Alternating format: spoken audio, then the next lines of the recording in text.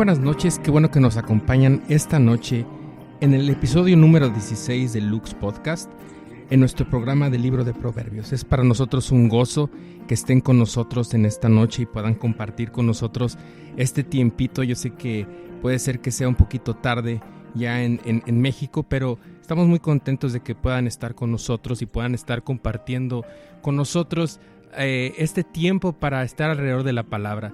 Siempre es muy emocionante para nosotros poder ir a la palabra, estar escuchándola, estar delante de ella y poder compartir con cada una de las personas que nos puedan estar escuchando en vivo lo que la palabra nos está enseñando. Entonces, prepárate, si quieres un cafecito, a lo mejor ya es un poco tarde, tomas a lo mejor otra cosa, un tecito, y ve por tu Biblia. Vamos a estar escudriñando la escritura en el libro de Proverbios. Es muy importante que lo hagamos, y vamos a estar trabajando en el capítulo número 9. Entonces ve por tu Biblia, vamos a estar abriendo nuestra escritura para que podamos adentrarnos en la palabra. Y nada más, de una manera, si es la primera vez que nos estás escuchando, recordarte que la razón por la cual nosotros estamos desarrollando el podcast de Lux es tener un lugar en línea en las redes sociales en el cual nosotros podamos presentar un estudio expositivo de la palabra, verso a verso, capítulo a capítulo, y si Dios nos da la oportunidad, libro a libro de la escritura, para que podamos nosotros tener el entendimiento, no ir a la escritura con un tema. Sí podemos ir a la escritura con preguntas, pero también permitir a la escritura que nos dé los temas y nos dé también las respuestas que nos quiere dar. Entonces te invito a que vayas por tu Biblia, nos des la oportunidad de estar aquí en tu casa. Les dejo ahorita en un ratito con este tema musical que tengo de fondo. Es de un amigo mío que se llama Beto Silva, lo puedes encontrar en diferentes redes sociales. Este disco lo sacó hace unos 3 años, se llama Nuestro Tesoro, la canción se llama así, Nuestro Tesoro. Lo puedes encontrar en Spotify, no es comercial, él no me pidió que lo hiciera, pero puedes encontrarlo. Se llama Nuestro Tesoro, de Beto Silva. Mientras vas por tu Biblia, porque para mí es bien importante, te dejo unos segundos con este tema musical, Nuestro Tesoro, de mi amigo Beto Silva. Encuéntralo en Spotify, en iTunes y en diferentes plataformas. Para mí el vivir es Cristo, y al servir me alegro en su presencia. Quiero servir de manera que todos puedan ver que para mí el vivir es Cristo, y al servir me alegro en su presencia.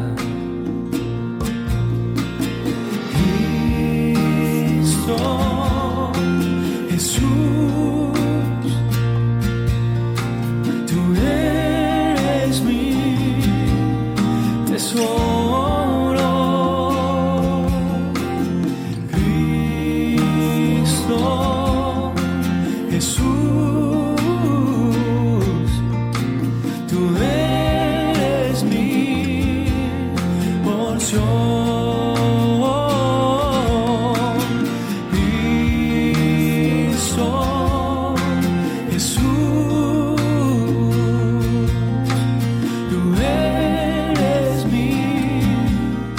Solo, Señor, Cristo, Jesús, tú eres mi porción, tú eres mi porción, tú eres mi porción.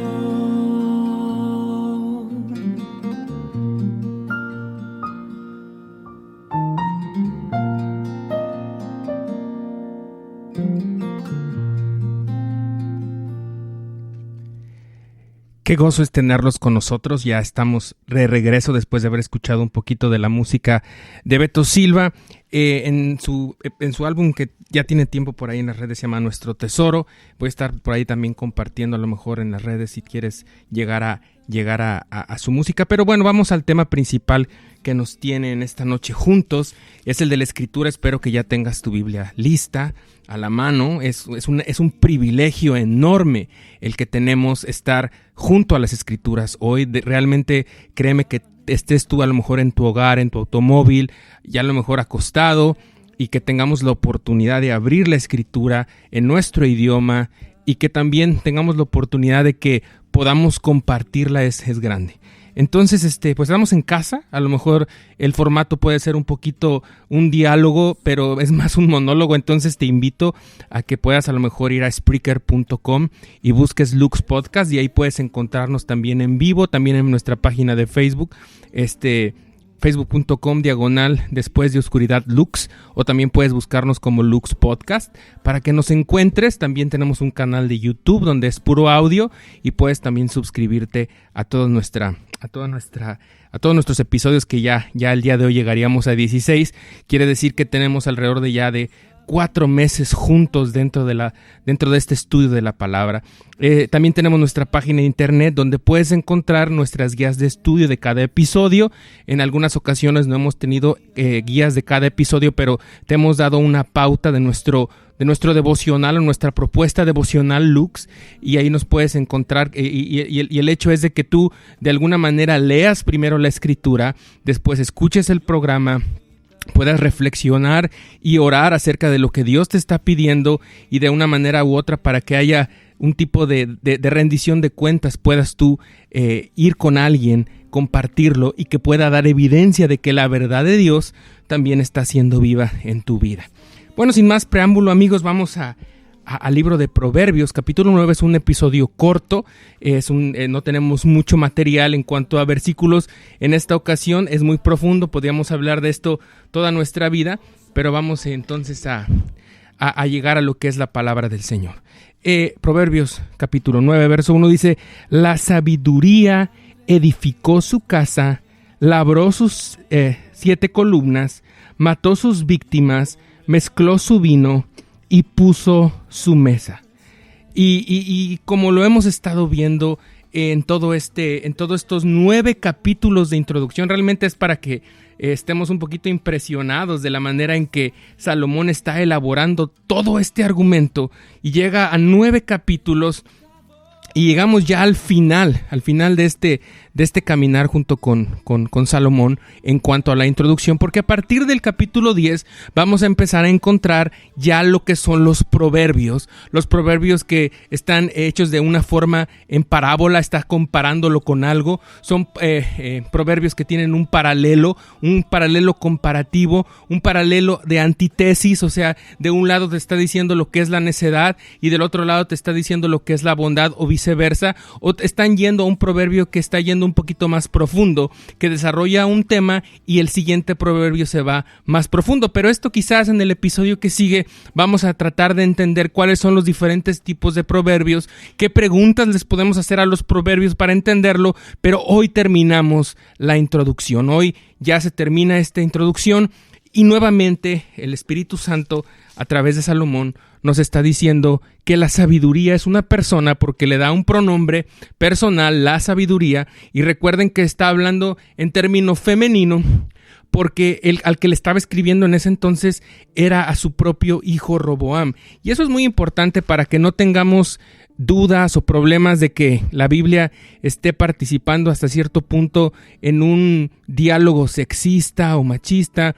Y esto lo quiero recalcar porque muchas personas puedan llegar a decir: no, es que es evidente que la Biblia está tratando de hablar de este tipo de temas y no nos está respetando a las mujeres en cierta forma. Entonces, para nosotros es bien importante esto, amigos. ¿Por qué le dice la y por qué está hablando de la sabiduría? Porque su hijo de Salomón era Roboam. Ahora, hoy en este capítulo vamos a ver, antes que nada quisiera darles esta introducción de cómo vamos a estudiar este capítulo, cómo lo vamos a entender, porque aquí vamos a ver algo muy característico de la literatura judía.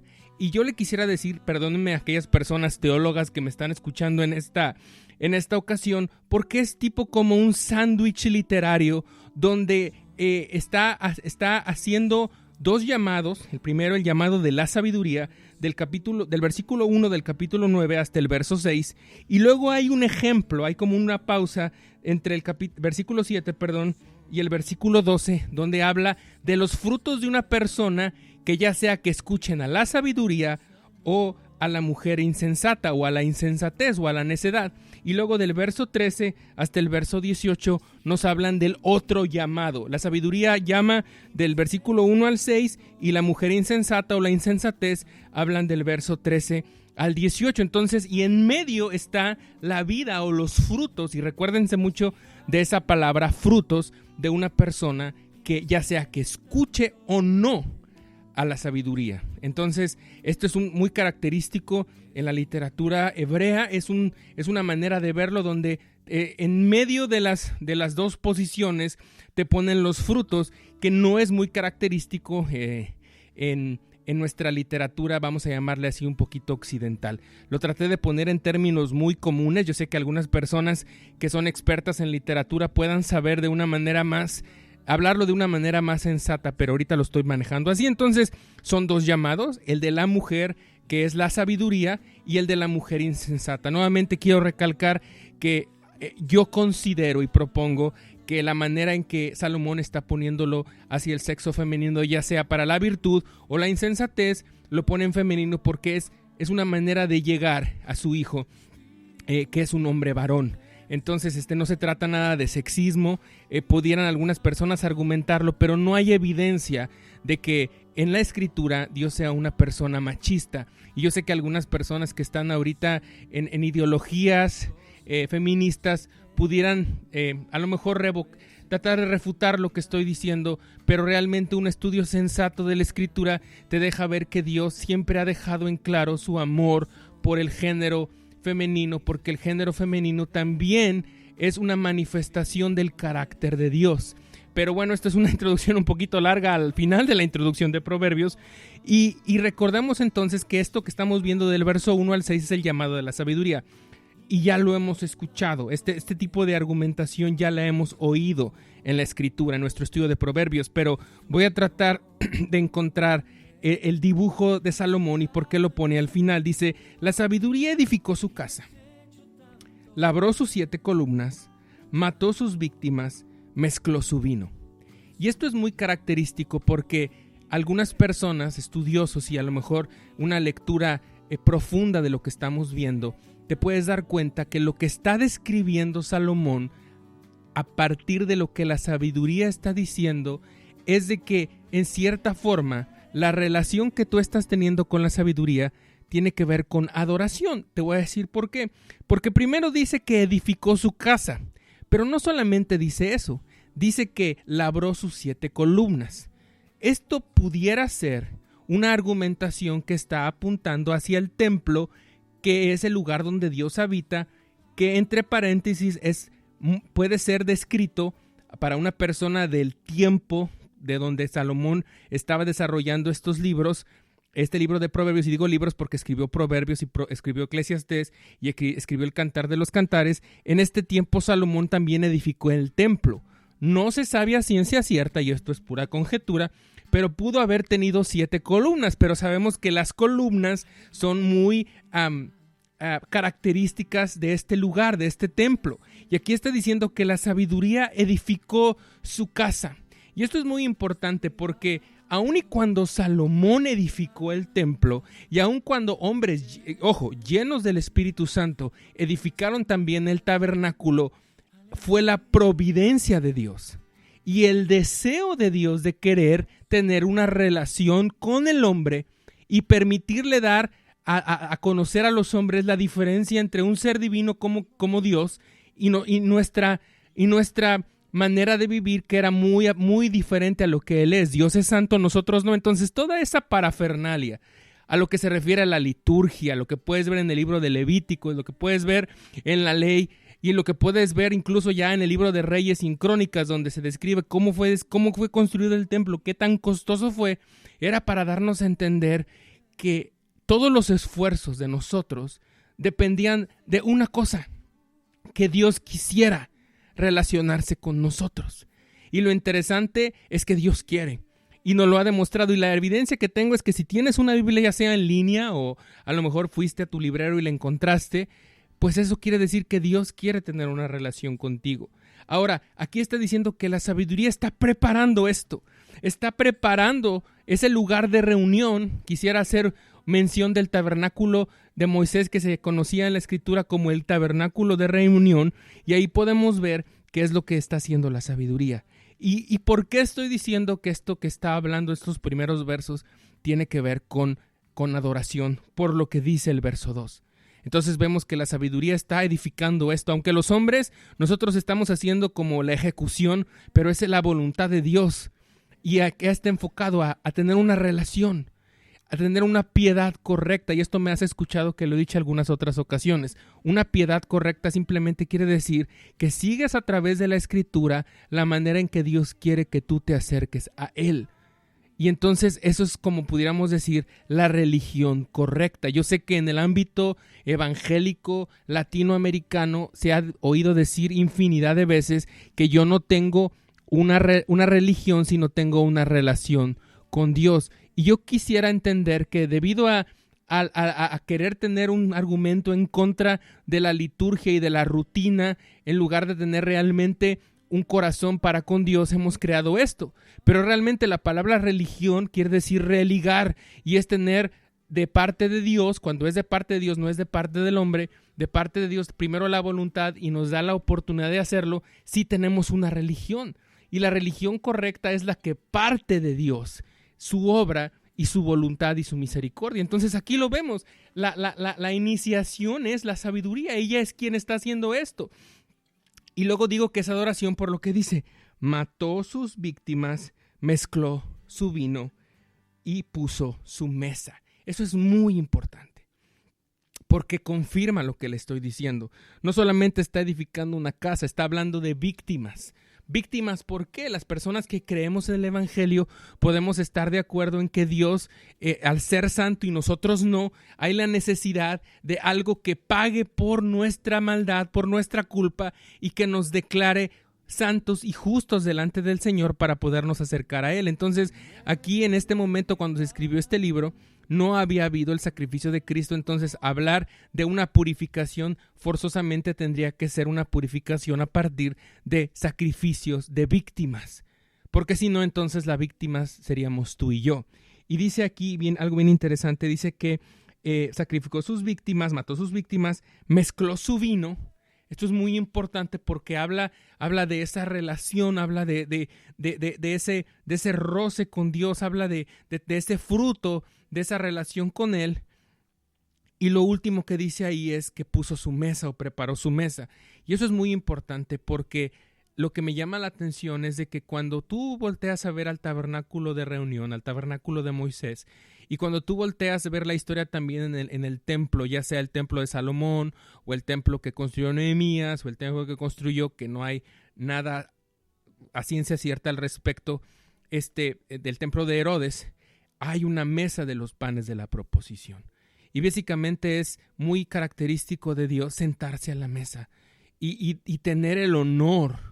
Pero fíjate, si no puedes llegar al tabernáculo de reunión si no has pasado primero por todo lo anterior, que es el lavamiento, que es el sacrificio, y entonces el candelero, la menorá, que es la iluminación.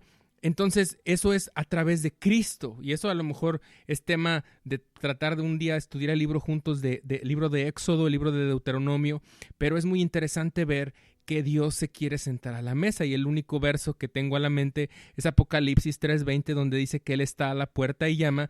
Dice que si alguno abre la puerta, dice que entrará Él con él y va a cenar con él, y van a tener una cena juntos, y es precisamente este llamado.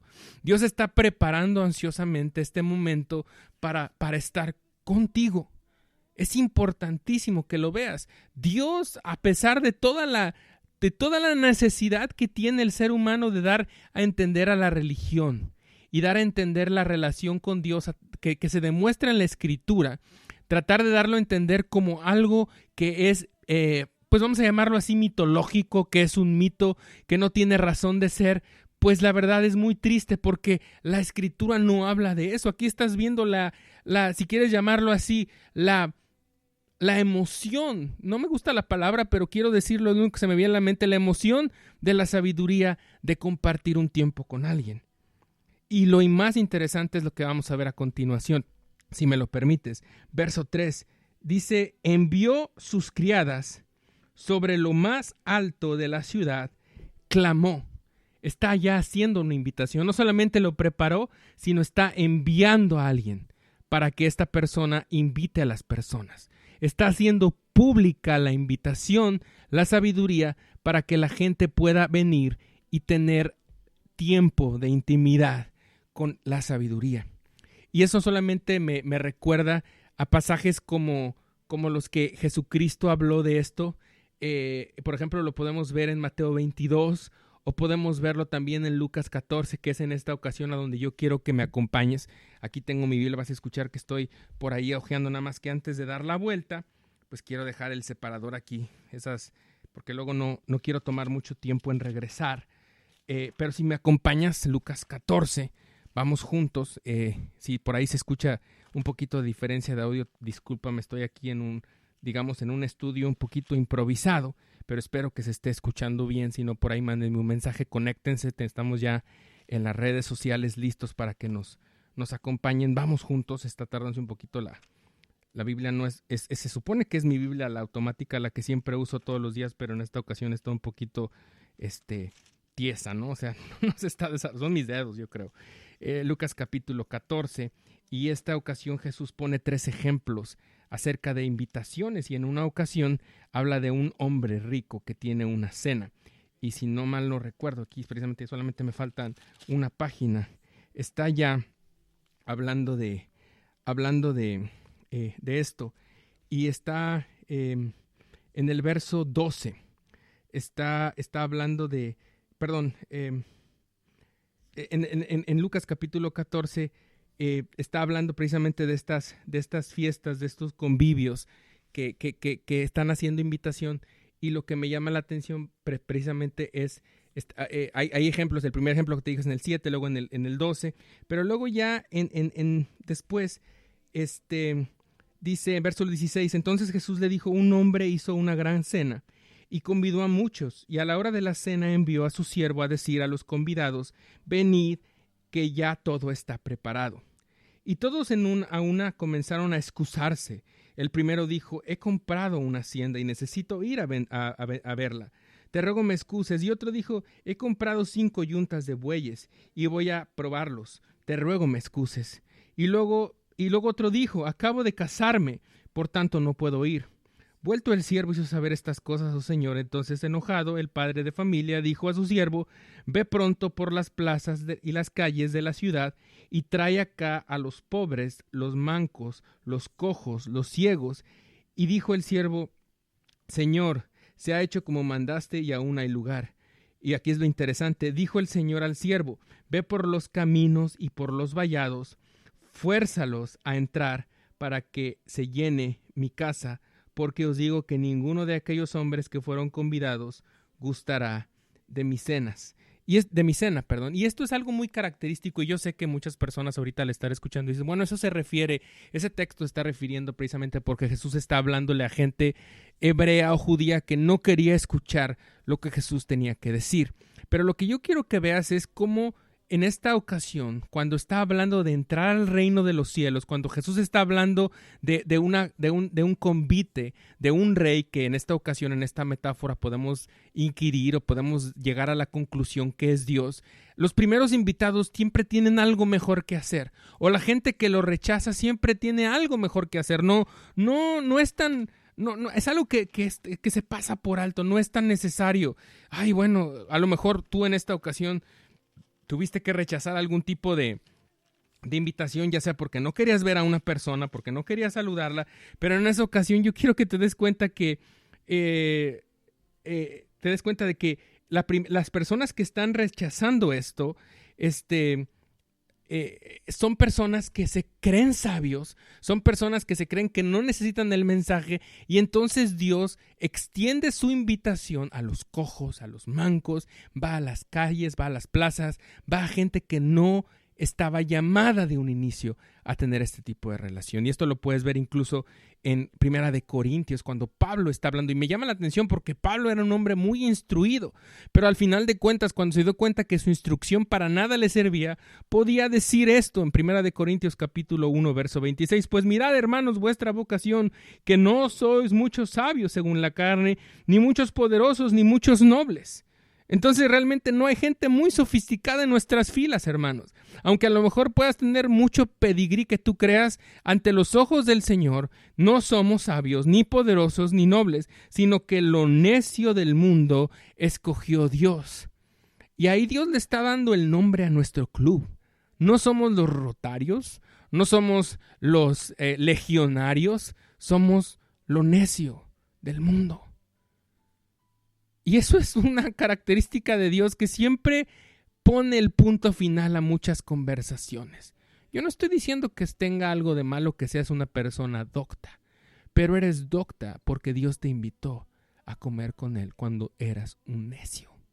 Y entonces ves la importancia de que el llamado de la sabiduría es muy característico. Llama primero a gente que le rechaza y después llama a gente que no debería de estar aquí. Y por eso mucha gente que tiene ese tipo de relación con Dios se puede dar cuenta que te pueden llegar a decir, bueno, no te queda ser así santurrón. Y podemos a lo mejor profundizar un poquito en esto. No estamos hablando de que seas una persona hipócrita. Lo que estamos diciendo es que la gente no va a entender por qué sigues a Cristo. Entonces aquí está hablando, es de paralelo de Jesús que está hablando en las plazas, está diciéndole vengan a esta cena conmigo, y luego vemos que el llamado no es en base a lo que tú eres, porque Dios escogió lo necio del mundo. Ahora entonces seguimos nuestra lectura y dice en el verso 3, envió sus criadas sobre lo más alto de la ciudad, clamó, dice a cualquier, y ahí está lo que acabo de leer en Primera de Corintios 1, 26, a cualquier simple.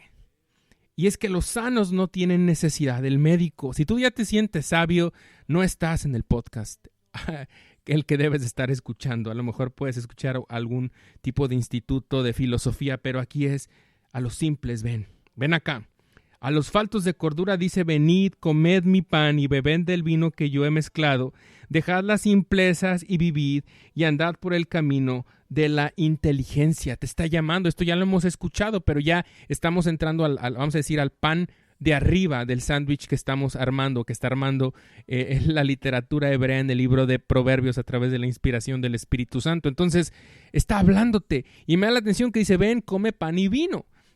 Muy característico incluso de la cena del Señor, está invitándote a ese pacto, ven, comed, este es mi cuerpo que por ti es cortado, cómelo, y esto hazlo en memoria de mí, dice después, toma la copa, tomad, esta es mi sangre que por vosotros es derramada, es la sangre del nuevo pacto, cada vez que coman este pan, cada vez que tomen este vino, la muerte del Señor anuncian hasta que Él venga. Entonces la sabiduría te está llamando también a este convivio, pero es un convivio que habla de pan, vino y es de pacto. Y es interesante cómo el Señor Jesús en Juan capítulo 5 hace una declaración que le deja casi sin discípulos cuando le dicen, yo soy el pan de vida, me tienes que comer. Y la cuestión de esto es de que la sabiduría, muchas veces nosotros cuando pensamos de sabiduría o inteligencia, es algo que tú tienes que descubrir. Y no estamos hablando de que tú le pongas una X a tu razón, porque realmente el ámbito religioso hemos sido catalogados como gente que niega su razón. Pero realmente lo que la Biblia nos está diciendo es de que a pesar de que tenemos una razón muchísimo más brillante que la de un animal, nuestra razón no está hecha de ser autodeterminada y conocer todos los misterios de este mundo, aunque tenemos la añoranza de llegar a hacerlo. Pero lo que la Biblia propone es de que tú vas a encontrar las respuestas más fundamentales de todo el universo a través de la relación que tienes con Dios, porque eso es lo único que te va a permitir ser la persona que tú quieres ser. Y lo hemos descrito en muchas ocasiones, la sabiduría de este mundo es muerte, porque vemos gente con doctorados en filosofía que no saben ni para dónde van, vemos gente con doctorados a lo mejor en consejería matrimonial, a lo mejor divorciándose o teniendo problemas con sus hijos o teniendo problemas con alcohol, personas, realmente nuestra sabiduría no resuelve nada. Y entonces por eso aquí Dios nos está diciendo, ven a la mesa, come conmigo, cómeme. Y eso es bien importante porque Dios en Él se provee todo lo necesario en este lugar. Y también cuando habla de un lugar o una casa, está hablando de que tiene que haber un elemento de comunidad. Porque también Pedro habla de que somos nosotros un altar de piedras vivas. Solamente estoy dando unas pinceladas. Yo sé que personas que están escuchándome cuando doy argumentos que se refieren a la Biblia me están pidiendo el santo y seña de dónde estoy agarrando esto de Pedro, pero dame una oportunidad ahorita y continuamos y a lo mejor lo puedo compartir ahorita en la descripción ya cuando termine el capítulo. Pero te está llamando a que dejes la simpleza y vivas. Andad por el camino de la inteligencia. Ahí está el llamado. Ahora vamos a la carne o a la parte de en medio de este sándwich, si quieres llamarlo así. Discúlpame si no te gusta el ejemplo, pero vamos a llamarle de este círculo, o a lo mejor un círculo de sabiduría donde podemos ver que la sabiduría está alrededor de todo esto, pero también está el otro llamado de la mujer insensata que lo vamos a ver a continuación, pero son 3 niveles. Entonces el que corrige, empieza el verso 7, el que corrige al escarnecedor, y ya en este momento, verso 7, empieza a hablar de los ejemplos de alguien que escucha o no a la sabiduría.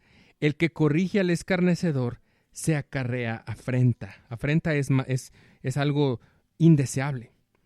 El que reprende al impío, dice, se atrae mancha.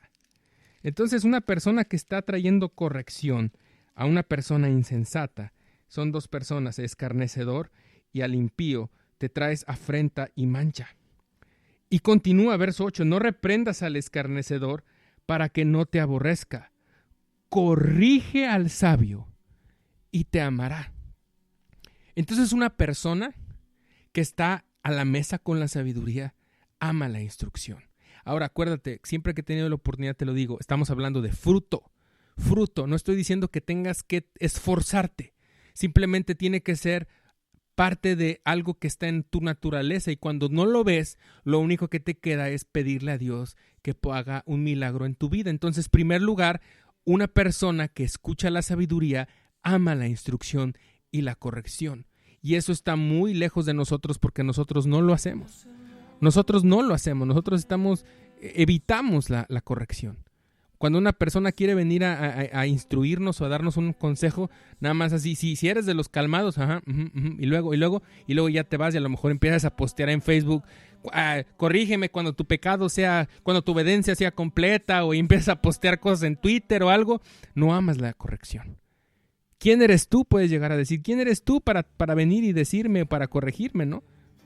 Pero acuérdate que la sabiduría también puede venir en forma de consejos y amor de parte del cuerpo de Cristo. Entonces el que corrige al escarnecedor trae afrenta. ¿Cómo les va a las personas que te corrigen? ¿Cómo les va a las personas que te quieren animar y llevar a Cristo? A veces llevarte a Cristo significa morir a ti. Es más, perdóname, deja corregir lo que acabo de decir. A veces ir a Cristo no. Siempre el ir a Cristo significa morir a ti. Entonces, ¿es una afrenta tener que corregirte? ¿Trae mancha a tu vida porque hay un relajo cuando, ya sea que seas un burlador o seas una persona impía? Entonces la sabiduría dice, no reprendas a este tipo de personas. En cambio, cuando corriges al sabio, te ama.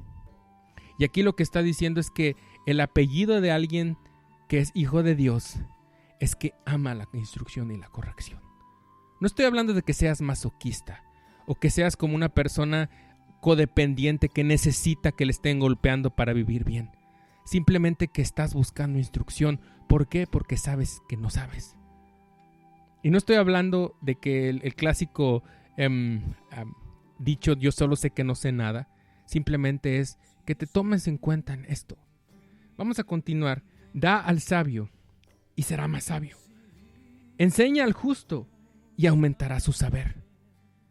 Es una persona como en la parábola de los talentos que recibe, y el fruto de esta persona es de que primero que nada multiplica lo que está recibiendo. Y esto es muy importante lo que está diciendo aquí. Es un fruto de esta persona, es que va a multiplicar ese conocimiento, pero de acuerdo a lo que estamos viendo, no es por su esfuerzo en sí, sino es por la actividad de Dios ya en su vida, de que ese conocimiento lo está volviendo no solamente en algo en su mente, sino está haciendo la práctica, está llevándolo a la práctica, está sembrando amor, está sembrando paciencia, está sembrando humildad, está sembrando en demás personas, y eso se convierte en algo que la demás gente lo ve y alaba al Padre que está en los cielos. Y me encanta porque el verso 10 es importantísimo, ya lo he escuchado. El temor de Jehová es el principio de la sabiduría. El temor no es burlarse, eso quiere decir escarnecedor, no es burlarse. El temor no es impío. Impío, fíjate, estaba hablando del tema de la piedad. Un impío es alguien que no le interesa unirse a Dios a través de nada. Un impío también es una persona que se acerca a Dios como Él quiere. Y eso no es el fruto de una persona que teme a Dios, que le teme, que lo ve y dice, esa personalidad que estoy viendo no la entiendo, pero es digno que yo me humille delante de Él y le pregunte, ¿qué haré? Y por eso el nombre de este episodio se llama ¿qué harás? ¿Ya sabes? Porque el primero dice que el principio de la sabiduría es temor al Señor. Y el conocimiento del Santísimo es la inteligencia. Esta es la vida eterna. Juan 17:3, que te conozcan a ti, el único Dios verdadero. Pero que me encanta cómo lo describe en la Escritura aquí, el Santísimo, el 3 veces santo. Y aquí el Señor nos está hablando. Y dice que el principio de la sabiduría es temer al Señor. Y el principio del conocimiento del Santísimo es la inteligencia. Y entonces ahí es donde podemos ver que la sabiduría no es del territorio de los hombres, es dada por el Señor, es una persona a la cual tú tienes una relación. Y aquí vemos los frutos. El primero es que amas la sabiduría, no la escarneces, no te quieras acercar a Dios a tus propios términos, sino que tienes temor a Dios. Dice, porque por mí se aumentarán tus días y años de vida se te añadirán. Si fueres sabio, para ti lo serás. Y si fueres escarnecedor, pagarás tú solo. Y esto es bien interesante porque está abriendo el preámbulo siglos antes para darnos cuenta de que una persona que se acerca a Dios no pagará solo. Al contrario, Cristo paga por él. Y entonces estás viendo esto que lo vimos en Proverbios capítulo 3, de cómo la sabiduría aumenta tus días. Y no solamente tus días en la tierra, sino en la eternidad. Y entonces terminamos con el llamado. Entonces vemos, estos son los frutos de una persona que sigue a la sabiduría. Y los frutos de una persona que sigue a la insensatez es una persona escarnecedora, se burla, se sienta como Salmos 1, que el hombre es bienaventurado, aquel que no se ha sentado en silla de escarnecedores, o sea, una persona que se sienta ya que pone todo en tela de juicio, pero de una manera cínica, de una manera de que no me vas a convencer.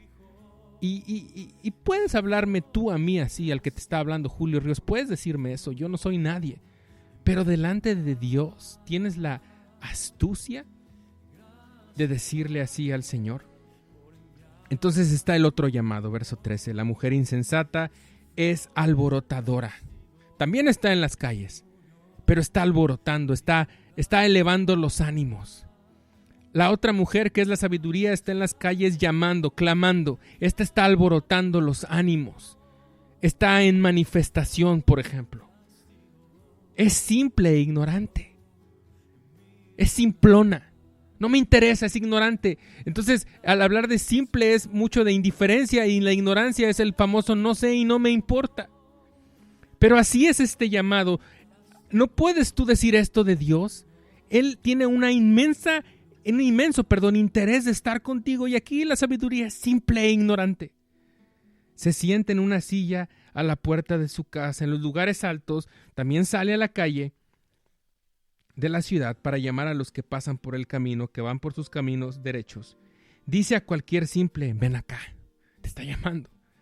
Y lo interesante es de que solo hay simples y simples, pero hay los simples que se arrepienten y los simples que son indiferentes e ignorantes. Dice a cualquier simple, ven acá. A los faltos de cordura dijo, Las aguas hurtadas son dulces. El pan comido en lo oculto es sabroso. Podemos hacer una inferencia a lo que dice Proverbios capítulo 6. Bebe el agua que brota de tu propia fuente, hablando de tu mujer, de la relación de pacto en el matrimonio. Y aquí está hablando, no, mira, yo te voy a dar aguas hurtadas que saben muy rico. Realmente no necesitas tener una relación de pacto con nadie.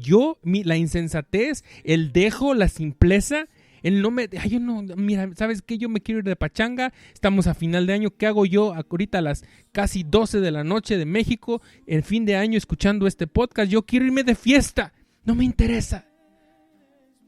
Y es la insensatez hablándote y diciéndote lo que tú necesitas es agua robada. Agua que no necesitas ni siquiera cavar una fuente, no necesitas ni siquiera cultivar una relación, porque la sed que tienes pues no dura siempre. Pero Cristo le dijo a la mujer samaritana, si bebes de esa agua vas a volver a tener sed, pero si bebes de la que yo te voy a dar, no tendrás sed jamás. Las aguas hurtadas son dulces y el pan comido en oculto es sabroso.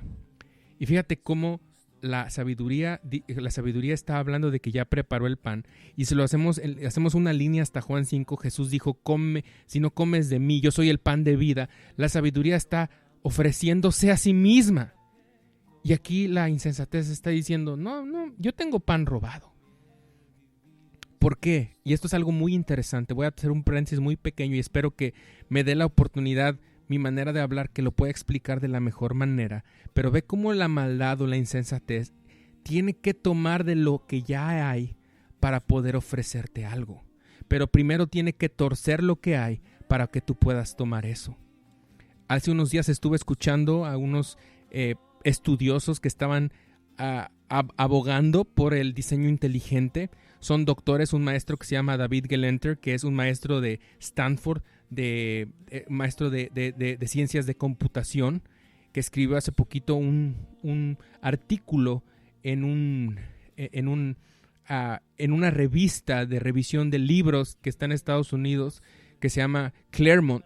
Y él escribió algo que se llamaba Abandonando a Darwin, porque están dándose cuenta que no hay evidencia, los científicos, de que seamos nosotros un producto de la casualidad. Pero hablando de esto, estaban hablando una persona que también se llama David Mayer, que es director del Instituto Discovery en Seattle, Washington, y estaban hablando de diseño inteligente, y junto con ellos está otra persona que se llama David Berlinski, que es un filósofo que vive en París, que ha escrito varios libros a favor del diseño inteligente. Uno de ellos es cristiano, los otros dos, uno es agnóstico y la otra persona es judía. Pero básicamente lo que estaban diciendo es que había evidencia en el universo de que algo andaba mal. Fíjate cómo es eso, bien interesante. Algo está mal. Porque yo me doy cuenta, incluso a nivel genético, a nivel molecular, cuando algo sale mal, genera la maldad. Cuando tú ves el resultado de las enfermedades, los virus, las bacterias, básicamente hay evidencia cuando ellos los estudian de que en su diseño algo salió mal, algo está equivocado. E incluso en el ámbito psicológico se dan cuenta que todo debiera ser muy interesante, todo debiera ser algo muy hermoso, pero hay algo que está mal. Y esta persona que se llama David Gelenter dice, a mí me encantaría creer en Dios, pero yo me doy cuenta que su creación deja mucho que desear, porque su creación pues no es perfecta. Yo lo puedo leer en la escritura, dice que Dios dijo que todo era bueno, pero yo veo que no es bueno. Incluso su creación más importante es muy falible. Y lo que me da la atención es que la persona que era cristiana, David Mayer, le dijo, lo que pasa es que te falta, leíste nada más Génesis 1 y 2, pero no lees ya el 3, cuando el hombre pecó y entonces todo fue destrozado. Entonces aquí das cuenta en Proverbios que la mujer roba pan y roba agua, porque lo que estas personas decían es que hay evidencia en el universo de que la maldad no tiene una entidad, no es una entidad por sí sola, no puede crear nada, sino básicamente es algo que es ajeno a lo bueno, se genera a partir de lo que fue bueno. Y eso no estoy diciendo, esto va muy en contra de lo que la cultura asiática que cree en el yin yang, que dice que haz de cuenta que son como dos fuerzas, la maldad y la bondad, que son dos fuerzas en dirección contraria pero de igual magnitud. Eso no es, porque entonces tú te puedes dar cuenta que Satanás no fue diseñado de esa manera. Si tú lees la escritura te das cuenta que fue un querubín, fue un ángel que decidió alejarse de Dios. Entonces fue algo que estaba bien, pero fue corrupto. Y entonces te das cuenta que lo que pasa es, aquí te estás dando cuenta que toda la actividad de la maldad está basada en corromper lo bueno. Y eso te va a abrir mucha luz a tus ojos, porque te vas a dar cuenta de que hay muchas cosas que tú deseas que están bien, pero la única manera que tienes para expresarlo es a través del pecado. De ahí que necesitas a un Salvador, de ahí que necesitas a alguien que te instruya a hacer lo bueno. En todos los ámbitos de tu vida, en el progreso, aquí te está diciendo roba pan, en la vida sexual te está diciendo roba agua. Sé avaro. Sé olvidadizo. En tus relaciones de humano no tienes que ser una persona sumamente independiente y no confiar en nadie. Y eso no es un... Perdónenme que me cueste un poquito explicarlo, pero por sí solo eso no existe. Tuvo que haber sido corrompido, y es lo que tú puedes ver en la narrativa de la Biblia. Y aquí te das cuenta que es robado. Y aquí verso 18 dice, y no saben que ahí están los muertos. Las personas que toman este llamado, es muy interesante que dice aquí, no saben, que ahí están los muertos. Léelo conmigo, perdón. Y no saben que ahí están los muertos, que sus convidados, los combinados de la insensatez, están en lo profundo del Seol. Se termina esta introducción, amados. Se termina este tiempo, ya tenemos casi una hora juntos. Yo sé que es tarde ya, puedes irte a descansar en unos minutos más. Pero termina el libro de Proverbios en esta introducción, en lo mismo que nos ha estado diciendo desde antes. Hay de dos sopas. El ser humano no puede dirigirse por sí mismo hacia la bondad, porque si no caminas hacia la bondad, vas a caminar. Si no caminas hacia la sabiduría, vas a caminar hacia la necedad. Si no caminas hacia la sabiduría, que es el camino a la vida, vas a caminar con la insensatez, que es camino de muerte. Entonces el programa de hoy se llama ¿qué harás? Termina Salomón dándote a conocer todo este argumento de que te habla de que básicamente la sabiduría no es saber un montón de argumentos, no es saber contestar en una plática, no es tener un montón de datos en tu cerebro, ni siquiera es intentar vivir bien. Lo que tienes que hacer es humillarte al Señor. Miqueas 6:8 dice, me ha mostrado el Señor lo que es bueno y lo que pide Él de mí, hacer justicia, misericordia y ser humilde delante de Él. Y termina, ser humilde delante de Él. Y cuando yo hago este tipo de preguntas, son preguntas retóricas porque sabemos la respuesta delante de nosotros. ¿Estás siendo humilde delante del Señor? ¿Estás dando los frutos de la sabiduría? Vamos a terminar un año más. Los tiempos están en las manos del Señor. A Él realmente le importa muy poco si es 2020. A Él le interesa saber y conocer que por lo menos en ti está abriéndose camino para seguir trabajando y haciéndote a la imagen de Cristo. Son tiempos muy ligeros. Muchos están descansando, muchos están enojados porque no les tocó descansar, pero son días incluso que hasta se te olvida a lo mejor checar el reloj, tu agenda. Son días que te permites llegar tarde.